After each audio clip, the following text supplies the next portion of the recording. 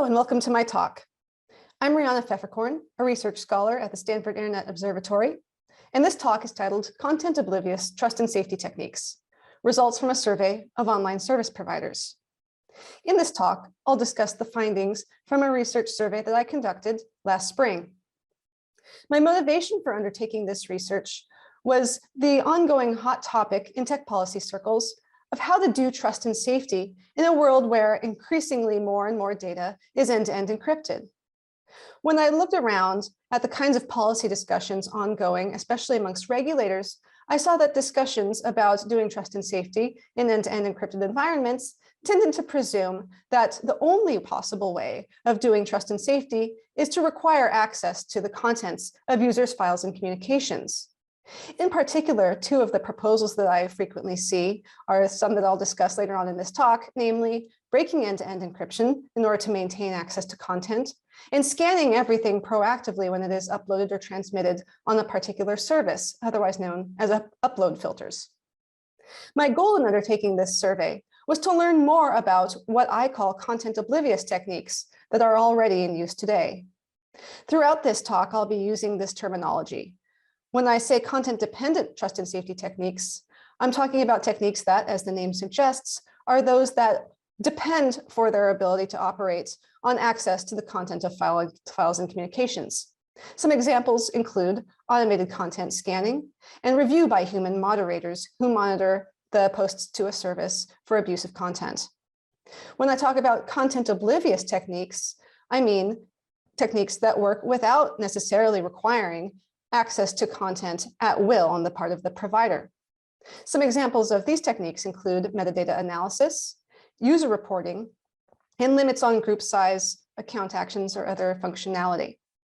When I talk about user reports, I class these as being content oblivious rather than content dependent, as they might seem at first glance, because it is not the provider's ability to gain access at will to content that is the reason that they are having this sort of abusive content brought to their attention. Rather, it's the fact that a user has shared it with the provider that brings it to their attention. Some information about this survey. I administered this during 10 weeks between April and June of last year, 2021. I sent the survey out to individuals working at a variety of online services.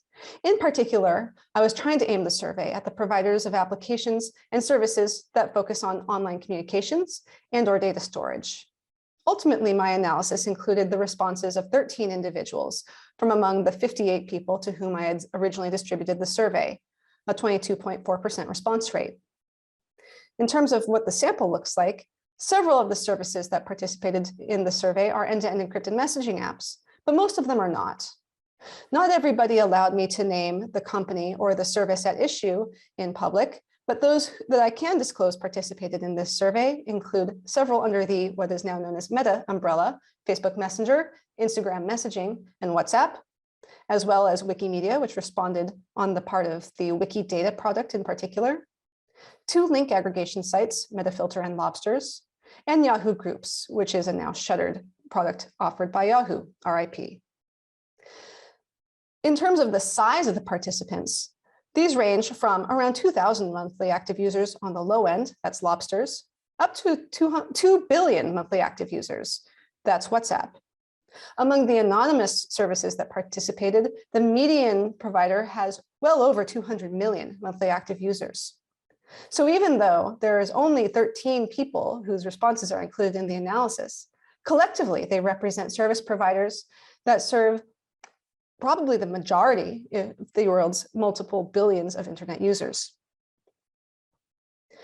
The survey covered 12 different categories of online abuse. I'll list them here and I'll read them out loud for you. IP infringement, spam, phishing or malware, child sex abuse imagery, or CSAI for short, child sexual exploitation, such as grooming and enticement, CSE for short, terrorism or violent extremism, non-child sexual content, pornography and obscenity, dis and misinformation, harassment, threats, extortion, sextortion, and intimidation, hate speech, self-harm, and bots or inauthentic behavior, as well as other. If I had it to do over again, I might have changed these categories a little bit. For one thing, I would have classed sextortion under CSE rather than breaking it out among other types of harassment and threats. For another, bots and inauthentic behavior are kind of the odd man out here because they're about actors and behavior rather than content, to borrow the ABCs developed by Camille Francois, from whom we'll be hearing later on during the Enigma conference. However, even though I might have made a few changes, I think that overall, I've captured the bulk of the types of online abuse commonly seen, even if it may not necessarily capture the exact long tail. To summarize the key findings from the survey, I found that all 13 of the providers included in the analysis employ both content-oblivious and content-dependent techniques. Of those, the most popular was user reports. Everyone who participated in the survey offers some type of abuse reporting. Of those, 12 offer some kind of in-app reporting flow, and the other one offered reports from outside the service, such as sending an email to report an abusive piece of data on the service, something I call off-app reports. Less prevalent were techniques such as metadata, automated content scanning, and others, which I'll go through in a moment. I also asked providers, what do they think is the most useful technique for detecting abuse? Here again, user reports predominated.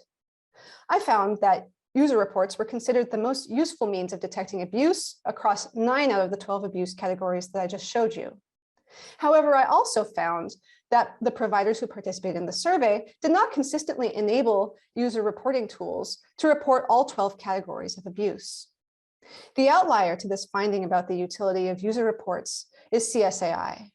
There we saw a very strong consensus among participating providers that automated content scanning is the most useful way of detecting CSAI.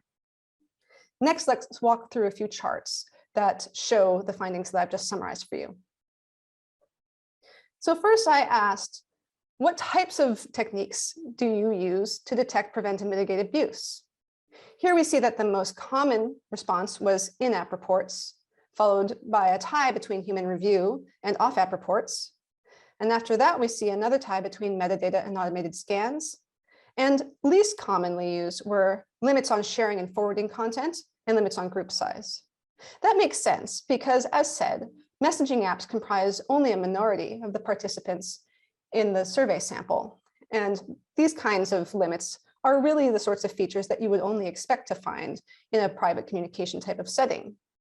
Group size limits and sharing and forwarding limits aren't really as pertinent for something like Wikidata, for example.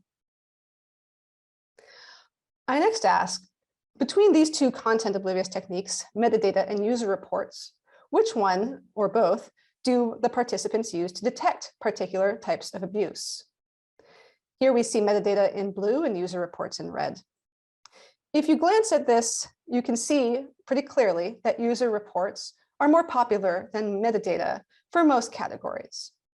We see a couple of tie areas for CSAI and bots where these two techniques are used in equal amounts.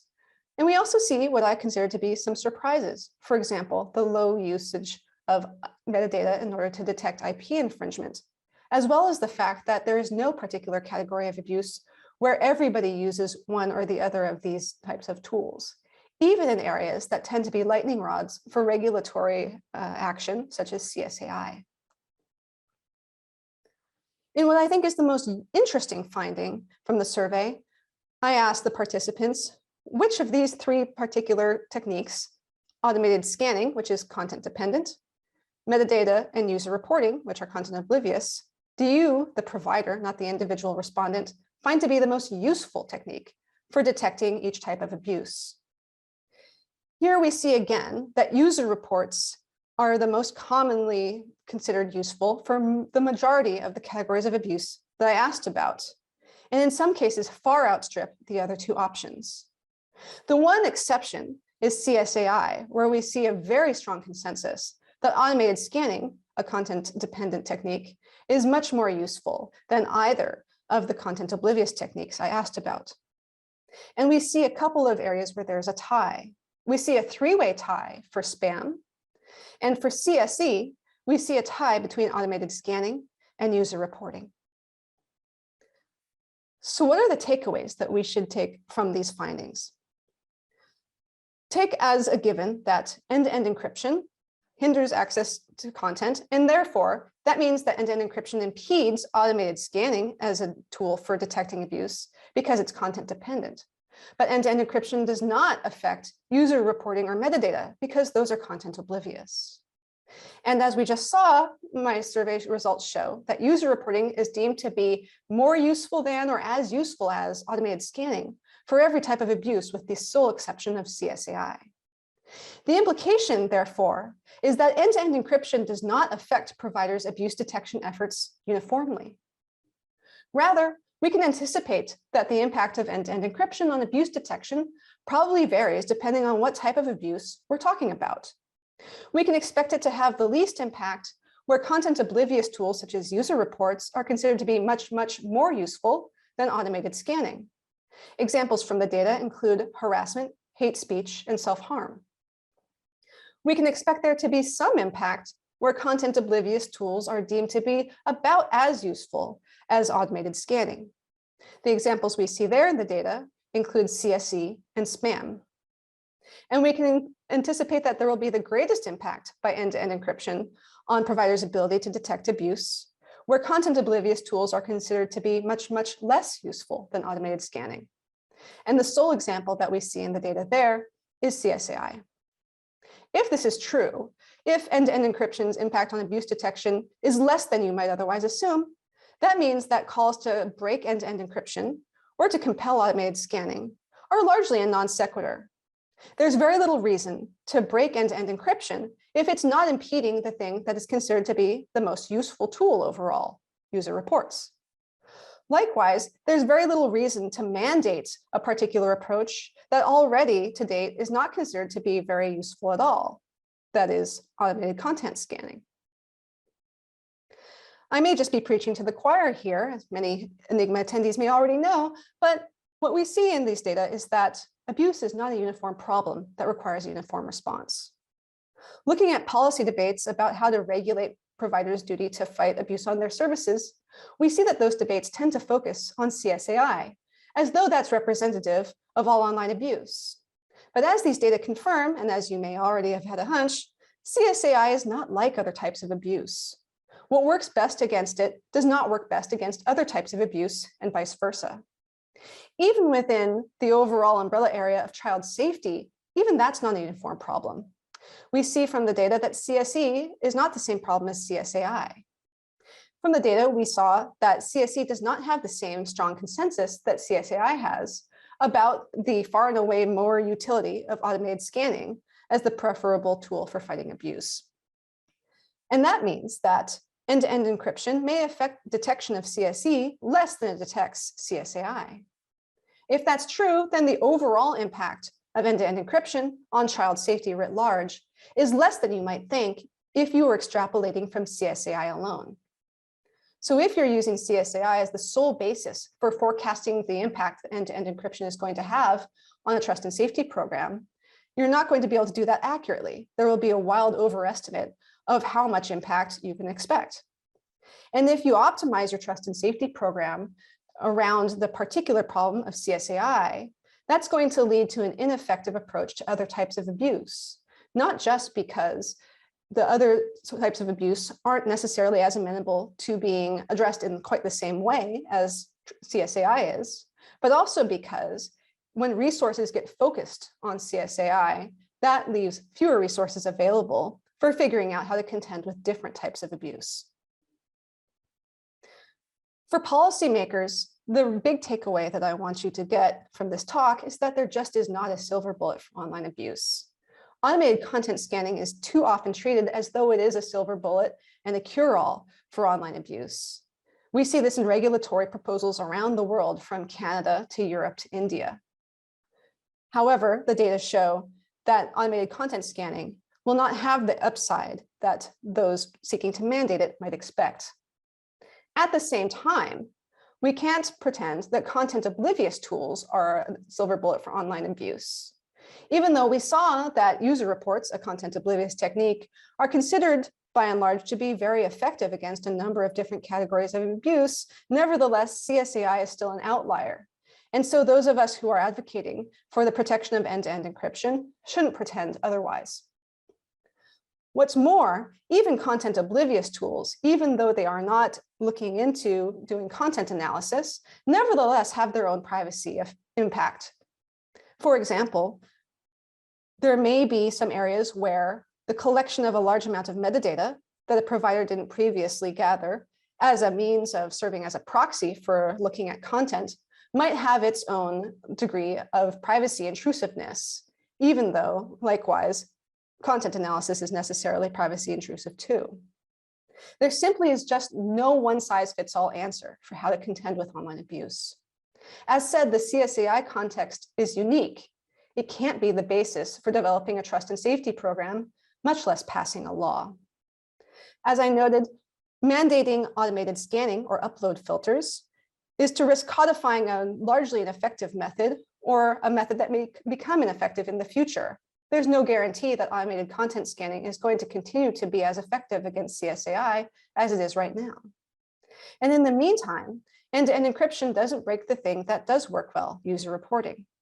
Weakening end-to-end encryption in order to preserve access to content would come with a large downside for privacy, security, and other values, but without the upside that those proposing this as a solution might assume. Rather than instituting broad mandates that tie providers' hands, providers instead need from policymakers to maintain the ability to employ a suite of trust and safety tools that they can deploy for differing challenges. And they need the legal flexibility to try new things, test out new ideas, discard old methods that no longer work, and to evolve their strategies for fighting abuse. After all, abusive users are always evolving their strategies. If you are a provider, here's what I would like to see from you. The low-hanging fruit would be to invest in better and more granular user reporting functionality.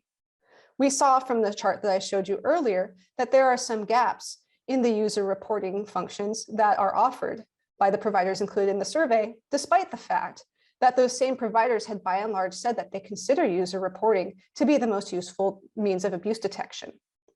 This isn't to say that every single service should have an abuse reporting flow that addresses all 12 of the categories that I listed earlier, but at least to focus on including the types of abuse that your users are likely to encounter on your particular service.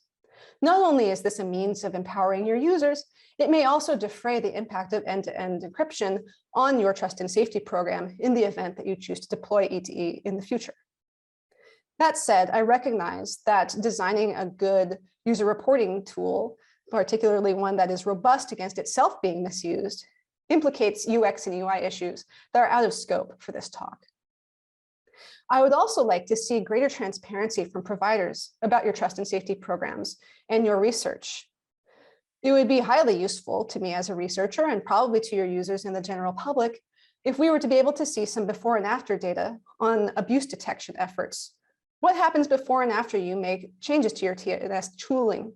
What happens before and after you implement end-to-end encryption by default? I'd also like to see some research from providers. One thing that I didn't get from this particular survey that I ran was an answer about why is it that automated content scanning is not considered to be useful for most abuse types? Is the problem that the tech is just mostly immature, subject to some exceptions, such as CSAI and spam, where we've had automated content scanning techniques around for decades?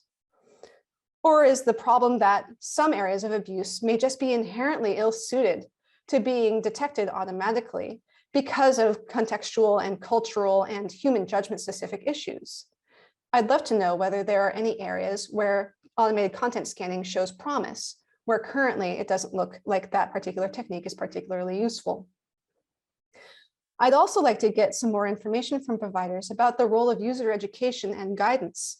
I didn't ask about this as one of the techniques that I surveyed providers about, but I would like to know more about how useful and how effective is it to undertake interventions such as applying labels for mis and disinformation, or phishing warnings, or interposing child safety interventions to warn child users about a potentially unsafe interaction. And finally, if you think that your users know best, I'd like to see you poll them about what anti-abuse functionality they would like to see so that they feel better equipped to use your platform safely. If you're interested in reading this paper on which this talk is based, you can find it here. I'd love to get your feedback. Below, you can find my email address and my Twitter handle. Thank you so much for attending my talk today.